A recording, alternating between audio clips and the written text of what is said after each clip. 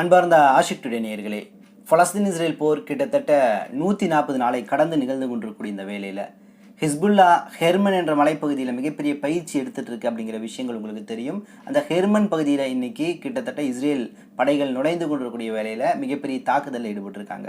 மறுபக்கம் ஹமாஸுடைய டனல்கள் என்பது இன்னைக்கு விரிவுபடுத்தப்பட்டு கொண்டே வருகிறது. மற்றொரு பக்கம் போலியான ஹமாஸை இந்த இஸ்ரேலும் அமெரிக்காவும் உருவாக்கியிருக்கு. இதை குறித்த செய்திகள் தான் இந்த காணொலியில் பார்க்க போகிறோம். பார்ப்பதற்கு முன்னாடி நமது ஆஷிக் டுடே என்ற இந்த சேனலை மறக்காமல் சப்ஸ்கிரைபர் செய்து உங்களது உறவினர்களுக்கும் நண்பர்களுக்கும் பகிருங்க. மறக்காமல் பெல் ஐக்கானை கிளிக் பண்ணுங்க. ஹமாஸ் ஹர்கத்தல் முகவமத் அல் இஸ்லாமியா என்று சொல்லக்கூடிய ஹமாஸ் என்ற அமைப்புடைய இந்த இராணுவ பிரிவாக இருக்கக்கூடிய அல் கசாம் பிரிகேட் இன்னைக்கு வடக்கு காசா பகுதியில் கிட்டத்தட்ட 5000 வீரர்கள் சில விஷயங்களுக்கான ஏற்பாடுகளில் தயாரான சூழலில் இருக்கிறாங்க.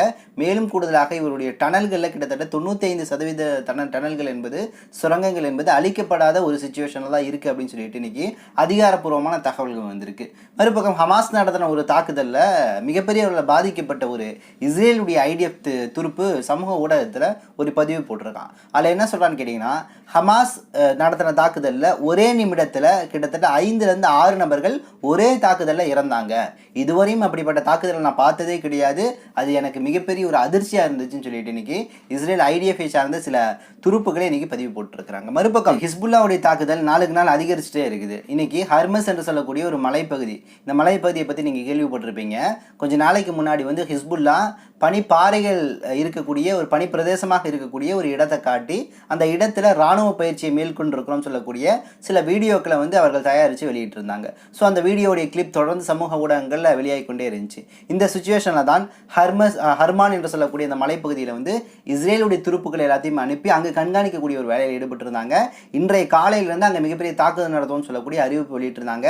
நேற்றைய தினம் பெஞ்சமின் நெத்தன்யாகு, இஸ்ரேலுடைய தலைவர் பெஞ்சமின் நெத்தன்யாகு அந்த ஹர்மான் மலைப்பகுதிக்கு போயிருக்கிறாரு. அந்த மலைப்பகுதியில் இருக்கக்கூடிய சில பணைய கைதிகளுடைய உறவினர்களாக இருக்கக்கூடிய துருப்புக்கள் எல்லாமே பெஞ்சமின் நெத்தன்யாவை பார்க்கவே மாட்டோம், அந்த ஆள் முகத்தில் முழிச்சாலே எங்களுக்கு விளங்கவே விளங்காது, அந்த அளவு அந்த ஆள் மேலே கோபத்தில் இருக்கும்னு சொல்லிட்டு ஒரு காட்டமான வார்த்தைகளை பதிவு செஞ்சுட்டு பெஞ்சமின் நெத்தன்யாவை பார்ப்பதை தவிர்த்திருக்கிறாங்க. மீதம் இருக்கக்கூடிய வீரர்கள் எல்லாமே இந்த துருப்புக்கள் எல்லாமே நெத்தன்யாவை மீட் பண்ணியிருக்காங்க. மீட் பண்ண பின்னாடி நெத்தன்யாவு சொல்லியிருக்கிறாரு, இங்கே தான் ஹிஸ்புல்லாவுடைய படைகள் இந்த மலைப்பகுதியில் ஹர்மானில் வந்து பயிற்சி எடுத்துகிட்டு இருக்காங்க. ஸோ இவர்களை நோக்கி இன்னைக்கு நீங்கள் மிகப்பெரிய தாக்குதல் நடத்தணும்னு சொன்ன பின்னாடி அந்த உத்தரவை ஏற்றுக்கொண்டு இந்த இஸ்ரேலுடைய தீவிரவாத துருப்புகள் எல்லாமே ஹர்மான் மலைப்பகுதிகளில் அந்த பனி நிறைந்த அந்த சூழலில் நடந்து போயிட்டு இருக்கிறாங்க. அவங்க போகிறதுக்கு, அதாவது இந்த விஷயம் பேசப்பட்டு அவர்கள் மேலே ஏறுறதுக்குள்ள 20 நிமிடங்களில் மிகப்பெரிய தாக்குதலை நடத்தி உங்களால் எங்களை ஒன்றுமே பண்ண முடியாது, தடுக்க முடியாதுன்னு சொல்லிட்டு ஹிஸ்புல்லா இன்னைக்கு காட்டியிருக்கு. பனிப்பிரதேசத்தை பார்த்தீங்கன்னா ஒரு அட்லாண்டிக் ஒரு அப்படி இருக்கும் ஒரு பனிப்பிரதேசம், அது போல் அது காட்சி அளிக்கும். ஸோ அந்த இடத்துல கூட ஒரு போர் தந்திரத்தை வந்து பயிற்சி பெற்று இன்னைக்கு ஹிஸ்புல்லா இருக்காங்க. அப்படின்னா எத்தகைய சூழல்லையும் எல்லா இடங்கள்லையும் இஸ்ரேலை எதிர்த்து போராடக்கூடிய ஆற்றல் பெற்றவர்களாக ஹிஸ்புல்லா காணப்பட்டு கொண்டு வருகிறார்கள். அப்போ நிச்சயமாக ஹிஸ்புல்லாவுடைய ஒரு நல்ல தான் சொல்ல முடியும். ஹிஸ்புல்லா இதை தொடர்ந்து இந்த ஹர்மான் இந்த மலைப்பகுதியுடைய தாக்குதலை தொடர்ந்து இஸ்ரேலில் இருக்கக்கூடிய சில ஹைஃபா போன்ற துறைமுகங்கள் மேலே தாக்குதல் நடத்திட்டு இருக்கிறாங்க. ஹைஃபா துறைமுகத்தை சார்ந்த மேயர் சில நாட்களுக்கு முன்னாடி சொன்னார், ஹிஸ்புல்லா தொடர்ந்து இப்படி தாக்குதல் நடந்துச்சுன்னா 15 வருடங்கள் நம்ம பின்தங்கி போயிடுவோம். அதனால ஹிஸ்புல்லா கூட தயவு செஞ்சு இஸ்ரேல் ஐடிஎஃப் போராட சண்டை செய்ய வேணாம் என்று சொல்லக்கூடிய அறிவிப்பை கூட அந்த மேயர் வெளியிட்டிருந்தார். அமெரிக்காவுடைய CNN தொலைக்காட்சி இன்னைக்கு ஒரு செய்தியை வெளியிட்டிருக்கு. சொல்ல போனால் இவருடைய சொல்லாடல் என்பது ஹூதிக்கள்கிட்ட அடிபணிஞ்சிட்டாங்க, ஹூதிக்களை கண்டு பயந்துட்டாங்க அப்படிங்கிற ஒரு விஷயத்தை தான் நம்மளால் பார்க்க முடியுது. இந்த CNN என்ன சொல்லுதுன்னு கேட்டிங்கன்னா, ஹூதிக்கள் சொன்ன அதே நிலைப்பாட்டை CNN இன்னைக்கு ஒப்புக்கொள்கிறது. நிச்சயமாக ஹூதிக்களுடைய இந்த தாக்குதலை நிறுத்தணும் அப்படின்னா நிச்சயமாக காசா போரை நிறுத்தணும், போர் நிறுத்தத்தை கொண்டு வரணும், அங்கே உணவுப் பொருட்களை அடிப்படை பொருட்களை உள்ளே கொண்டு போய் சேர்க்கணும். இதை செய்துவிட்டாலே ஆட்டோமேட்டிக்காக ஹூதிகள் தங்களது தாக்குதலை நிறுத்திக் கொள்வார்கள். அதற்கு அவர்கள் உறுதியாக இருக்கிறார்கள், அவர்களுடைய வாக்குறுதியை அவர்கள் நிறைவேற்றுவார்கள் என்று இன்னைக்கு அமெரிக்காவுடைய CNN வெளிப்படையாக பேசியிருக்கு. இந்த விஷயத்தையும் ஒரு காலம் என்ன பண்ண மாட்டேங்கிறாங்க, இஸ்ரேல் கன்சிடர் பண்ண மாட்டேங்குது, இஸ்ரேல் வந்து அதை ஏற்றுக்கொண்டு ஒப்புக்கொள்ள மாட்டேங்குது அப்படின்னு சொல்லக்கூடிய விஷயத்தை வந்து இன்னைக்கு CNN பதிவு செஞ்சிருக்கு. மறுபக்கம் ஒரு முக்கியமான CPS என்று சொல்லக்கூடிய ஒரு ஊடகம், இந்த ஊடகம் ஒரு மிகப்பெரிய பித்தலாட்ட வேலையை பண்ணியிருக்கு. அமெரிக்கா இஸ்ரேல் சார்புடைய இந்த CPS என்று சொல்லக்கூடிய ஊடகம் ஒரு பத்திரிகையாளர் சந்திப்பை வெஸ்ட் பேங்க்ல வச்சிருக்குது. அந்த சந்திப்புல இங்கே இருக்கக்கூடிய ஹமாஸை போன்று அங்கே ஒரு இயக்கம் இருக்குது, அபு உபைதாவை போலவே அங்கே ஒரு நபர் இருக்கிறாருன்னு சொல்லிட்டு ஒரு ட்ராமாவை செட் பண்ணி அந்த நபர்களை கூட்டிகிட்டு வந்து நிறுத்தி அதில் ஒரு நபர் நடுவில் உட்காந்துருக்கிறாரு. அவருக்கு வந்து 17 வயசு. அபு உபைதா வந்து இந்த போர் சம்பந்தமான விஷயங்களில் ஈடுபடக்கூடிய வயசு என்னன்னு கேட்டிங்கன்னா 10க்கு மேலே, அதாவது போர் ஈடுபாடு, அதாவது இந்த அல் கஸாம் பிரிகேட்டர் இது போன்ற பிரிகேட்டர் மேலே ஆர்வம் கொண்ட வயசு 10. ஸோ நீங்கள் 17 வயசில் வந்திருக்கீங்க, உங்களுடைய நிலைப்பாடு என்னன்னு கேட்கக்கூடிய சமயத்தில் அந்த உட்கார்ந்துருக்கக்கூடிய நபர் அபு உபைதாவை போலவே மாஸ்க்லாம் போட்டு கண்ணெல்லாம் பார்த்தா அந்த கண்ணுலே தெரியுது இவன் அயோக்கியன் பொய்யன் அப்படின்னு சொல்லிட்டு இந்த வடிவேல் காமெடி ஆட்டம் தலையை மறைச்ச மண்டையில் இருக்கக்கூடிய கொண்டையை மறைச்சி ஆடாங்கிற கேள்வியாட தான் அவனுடைய பார்வையும் அவனுடைய நிறத்தோற்றம் உடல் பாவனை எல்லாமே நிச்சயமாக இவன் வெஸ்ட் பேங்க்ல இருக்கக்கூடிய மனுஷனும் கிடையாது, ஹமாஸ் வீரரும் கிடையாது, இவன் பலஸ்தீனனே கிடையாது அப்படிங்கிற முடிவை நோக்கி தான் நம்மளால செல்ல முடியுது. ஸோ அந்த பேட்டியில் உட்கார்ந்து பல கேள்விகள் கேட்கிறாங்க. அதில் லாபகரமான பதில் எப்படி வாங்குறாங்கன்னா, அந்த நபர் அரபியிலேயே பேசுகிறான், அபு உபைதாவை போலவே பேசுகிறான்.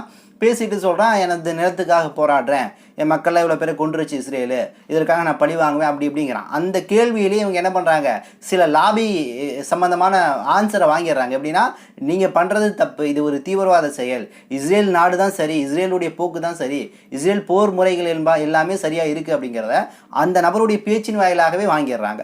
ஸோ இந்த டெலிகாஸ்ட் எல்லாமே இன்னைக்கு வெளியாகி கொண்டிருக்குது. அதை பார்த்தீங்கன்னா உங்களுக்கு தெரியும், முழுக்க அது எப்படின்னா, அதை பார்க்கக்கூடிய நபர் கிட்டத்தட்ட ஹமாஸ் மேலே தான் தப்பு இருக்குது அப்படிங்கிற நிலைக்கு போயிருங்கிற அளவுக்கு தான் இன்றைக்கி அந்த பேட்டிகள் எடுக்கப்பட்டிருக்கு. கொஞ்சம் யோசிச்சு பாருங்களேன், இவங்க பேட்டி எடுக்கணும்னா எங்கே போயிருக்கணும், நேராக காசாவுக்கு போயிருக்கணும், ஹமாஸை மீட் பண்ணியிருக்கணும். ஹமாஸ் மாட்டே என்ன சொல்ல போகிறாங்க, இவ்வளோ பெரிய போர் சூழல்லையும் அவர்களுடைய டனல்களில் வச்சு சில ஊடகங்களுக்கு பேட்டி கொடுத்துட்டு தான் இருக்கிறாங்க.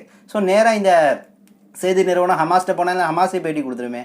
அது இல்லாமல் சம்மந்தமே இல்லாமல் வெஸ்ட் பேங்க்கில் ஒரு மறைவான ஒரு இடத்துல 2 பேர் துப்பாக்கி ஏந்தி அப்படி நிற்கிறான், மாஸ்க் போட்டு ஹமாஸ் வீரனாட்ட சென்ட்ரலாக இவன் நிற்கிறான். அவனுடைய நிறம், அவனுடைய உடல் பாகவே எல்லாமே கிட்டத்தட்ட எனது கணிப்பின் அடிப்படையில் இவன் நிச்சயமாக மொசாதை சார்ந்த உளவாளியாக தான் இருப்பான். மொசாதில் ஒரு யூனிட் இருக்குது 8200, அதாவது 8200 சொல்லக்கூடிய இலக்கமுடைய ஒரு யூனிட் இருக்குது. இந்த யூனிட்டோடைய வேலை என்னன்னு கேட்டிங்கன்னா, இஸ்ரேல் பகுதியில் இருந்து கொண்டு அரபியை கற்றுக்கொள்வது, ஹமாஸை போன்று உடை அணிந்து கொண்டு ஹமாஸ் போலவே பல்வேறு விஷயங்களை செய்து திறமை பெற்றுக்கொள்வது, அதன் வழியாக ஹமாஸுக்கு ஒரு இழுக்கான பெயரையும் ஹமாஸை தீவிரவாத அமைப்பை போலவும் அவர்கள் செய்து நிகழ்த்தக்கூடிய தாக்குதலை வீடியோவாக பதிவு செய்து வெளியிடுவாங்க. இந்த வீடியோ என்பது ஹமாஸ் அதிகாரப்பூர்வமாக நாங்கள் வெளியிடவில்லை என்று மறுக்கக்கூடிய ஒரு சூழலில் நிற்கும். இது காலகாலமாக நடந்திருக்கு. ஸோ இந்த போர் சூழலிலும் இந்த தந்திரத்தை இன்னைக்கு இஸ்ரேல் பயன்படுத்திட்டு இருக்கு. ஸோ யார் இந்த காணொலி கண்ணில் பட்டாலும் புரிந்து கொள்ளுங்கள், அந்த காணொலியில் வரக்கூடிய வாக்கியங்கள் பெரும்பாலும் இந்த மொசாதை சார்ந்த 8200 சொல்லக்கூடிய இந்த யூனிட்டுடைய பிரிவுடைய கூற்றாக காணப்படுது அப்படிங்கிறதால மாற்றுக்கிறது கிடையாது. அடுத்து ஒரு துயரமான செய்தி. அக்டோபர் 7 இன்றைய தேதி வரைக்கும் கிட்டத்தட்ட 140 நாளை கடந்து இந்த போர் போயிட்டு இருக்கு. இந்த 140 நாளில் நாம் பேசக்கூடிய ஒவ்வொரு தகவலையும் அறிவித்து கொண்டு தெரிவித்து கொண்டிருந்த ஊடகவியலாளர்கள், குறிப்பாக பலஸ்தீன் மண்ணை சார்ந்தவர்கள் கொல்லப்பட்டிருக்கிறார்கள். இன்றைய தேதியில் 132 பத்திரிகையாளர்கள் கொலை செய்யப்பட்டிருக்கிறார்கள். ஸோ உலகத்தில் கூடிய பத்திரிகையாளர் சங்கங்கள் எல்லாமே இதற்கு எதிராக குரல் கொடுத்து கொண்டிருக்கிறார்கள். பல நபர்கள் போராட்டங்களும் ஆர்ப்பாட்டங்களும் எடுத்துக்கொண்டிருக்கிறார்கள். உலகளவில் இந்த செய்திகள் போய் சேர்ந்ததற்கு அடிப்படை காரணமே இந்த பத்திரிகையாளர்கள். ஒரு நபர் நம்ம கமெண்ட் பாக்ஸில் பேசியிருந்தா, சங்கீதான் தெரியுது, ஏன் பாய் வெட்டியாவுக்கு பேசி நீ என்ன சாதிக்க போகிறேன்னு கேட்குறான். நல்லா புரிஞ்சுக்கோ, நான் மனிதன், ஒரு மனிதனுக்கு அடிபடக்கூடிய சமயத்தில் எந்த மனிதனாக இருந்தாலும் அவன் ஒடுக்கப்படக்கூடிய சமயத்தில் நிச்சயமாக குரல் கொடுப்பேன். அதற்கு அடிப்படை காரணம் மனித நேயம், இந்த சமூகத்தில் ஒரு நல்ல செயலை நிகழ்த்த வேண்டும் என்பதை எல்லாம் தாண்டி எனது மார்க்கம் எனக்கு கற்றுக் கொடுத்து இருக்கக்கூடிய இறையச்சத்தோடு கூறக்கூடிய நன்மை ஏவி தீமையை தடுக்கணும், ஒரு அநீதிக்கு எதிரான குரல் கொடுக்கணும். இதன் வழியாக எனக்கு என்ன கிடைக்குதுன்னா, மறுமையில் மிகப்பெரிய ஒரு வெற்றி கிடைக்கும், மறுமையில் மிகப்பெரிய கூலி கிடைக்கும், நன்மை கிடைக்கும், இறைவன் என்னை அங்கீகரிப்பான், ஏற்றுக்கொள்வான், அவன் என்னை இந்த உலகத்தில் எதற்கு படைத்தானோ அந்த இலக்கை நோக்கி நான் ஓடிக்கொண்டிருக்கின்றேன் என்ற விஷயத்தை நான் விளங்கி கொண்டிருக்கிறனால தான் இந்த செயலை நம்ம செஞ்சுட்டு இருக்கிறோம். ஆனால் சில நபர்கள் வெட்டியாக உட்காந்து பேசிகிட்டு இருக்கீங்க, பல வேலைகள் இல்லாமல் யாரும் கிடையாது. ஆனால் நம்ம இலக்கு என்னங்கிற அந்த விஷயத்தை புரியக்கூடிய பட்சத்தில் நாம் நிச்சயமாக ஒடுக்கப்படக்கூடிய எல்லா மக்களுக்கும் குரல் கொடுப்போம். எல்லாம் தாண்டி அந்த அடிபடக்கூடிய நபர் உண்மையாக சொல்லணும்னா ஒரு முஸ்லீம், என் சகோதரன். நார்மலாக இன்றைக்கி பாருங்களேன், இந்த பிரச்சனையை பேசக்கூடிய முஸ்லீம் அல்லாத நபர்கள் அனுதினமும் பேசிகிட்டு இருக்காங்க, இல்லைன்னு சொல்லலை. ஆனால் ஒரு முஸ்லீமுக்கு கூடுதல் பொறுப்பு இருக்கீங்க, அவன் உன் சகோதரன், உன் ரத்தம், உன் பந்தம் அப்படிங்கிற அடிப்படையில், சகோதரத்துவம் என்ற அடிப்படையில் அவன் நெருக்கமாக உன் நண்பன் சகோதரனாக வர்றான், அவனும் சக முஸ்லீமாக இருக்காங்கிற பட்சத்தில் இன்றைக்கி நாம் பேசக்கூடிய இடத்துல இருக்கோம். அது நமக்கு கூடுதல் பொறுப்பாக காணப்படுது. இதை குறித்து மறுமையிலையும் கேள்வி கேட்கப்படும். ஸோ நன்மையின் அடிப்படையில் நாம் என்ன பண்ணுறோம், இந்த குரல் கொடுத்து கொண்டிருக்கின்றோம். ஸோ அப்படி நிச்சயமாக பொழுது போகிறதுக்காக சும்மா வெட்டியாக பேசிகிட்டு இருக்கோம் அப்படின்னு சொல்லக்கூடிய சங்கிகள் நிச்சயமாக வாயை புத்திக்கிட்டு அவங்க வேலையை பார்த்துட்டு இருக்கணும். ஏன்னா நீங்களாம் சங்கிகள், மனித நேயம் அற்றவர்கள். நீங்கள் எல்லாமே எப்படிப்பட்டவர்கள்னா இஸ்ரேலோடு சேர்ந்து முஸ்லீம்களை அழிக்க வேண்டும் என்ற எண்ணத்தில், முஸ்லீம்களை இனப்படுகொலை செய்ய வேண்டும் என்ற விஷயத்தில் ஒத்து போகிறனால தான் நீங்கள் என்ன பண்ணுறீங்க, ஆரம்பத்தில் இஸ்ரேலுக்கு சப்போர்ட் பண்ணீங்க, இஸ்ரேல் படையோடு நாங்கள் சேர்ந்து போராடுவோம் அப்படிங்கிற அளவுக்கு முட்டு கொடுத்தீங்க. மற்றபடி இந்த இஸ்ரேலுக்கும் உங்களுக்கும் துளியளவும் சம்மந்தம் இல்லை அப்படிங்கிற விஷயங்கள் கூட எங்களுக்கு தெரியாமல் கிடையாது. இன்னும் சில தகவல்களை திரட்டிக்கொண்டு இன்ஷா அல்லாஹ் விரைவில் வந்து உங்களை சந்திக்கின்றேன். நன்றி. அஸ்ஸலாமு அலைக்கும் வரஹ்மத்துல்லாஹி வபரகாத்துஹு.